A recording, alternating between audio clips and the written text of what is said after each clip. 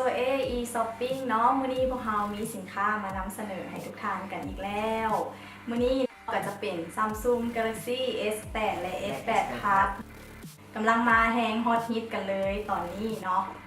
สำหรับ S8 มื้อนี้พวกเราเอามานำเสนอก็จะเป็นสีม่วงออกเทา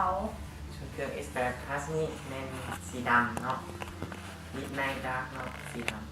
ๆเนาะเดี๋ยวเรามาเทียบ2เครื่องนี้นำกันเลย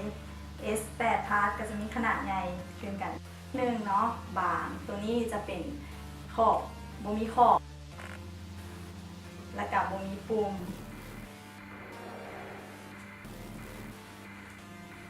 จะมาเปิดเครื่องเบิ่งเลยเนาะว่า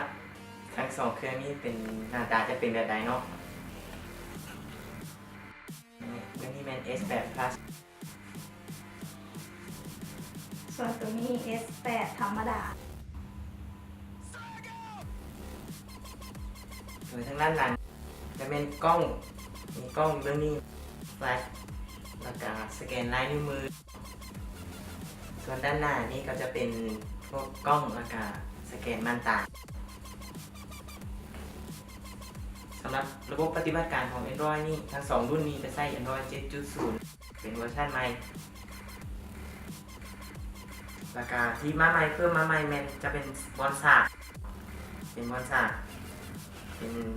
แบบใหม่เนาะ Type C เนาะ USB Type C จะเป็นรูปมุนๆคือสายสาดของ iPhone แต่ว่ามันออกแบบมาต่างกันสำหรับลูกค้าท่านใดที่สนใจสามารถสั่งซื้อมาได้ที่ e-shopping ของพวกเราได้เลยไม่ว่าจะเป็นเว็บไซต์ e-shopping.la หรือว่าจะเป็นแฟนเพจ e-shopping กดติดตามเพจของพวกเราได้เลยพวกเรามีโปรโมชั่นและสินค้าใหม่ๆมาอัปเดตให้ทุกท่านอยู่เรื่อยๆกดไลค์กดแชร์กดติดตามเพจของพวกเราได้เลยมื้อนี้เนาะพวกเรามีของแจกของแถมให้ลูกค้าอีกแล้วเป็นโปรแบงค์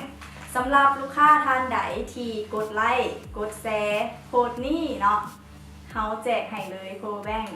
แจกให้5คน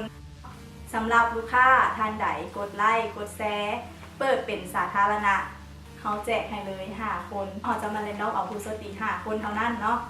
กดไลค์กดแชร์เพจ e-shopping แบบโค้ดนี้แจกเลยส่วนสินค้าของพวกเราแมนรับประกันจากศูนย์ซัมซุงให้ทาน1 ปีสินค้ารับประกัน1 ปี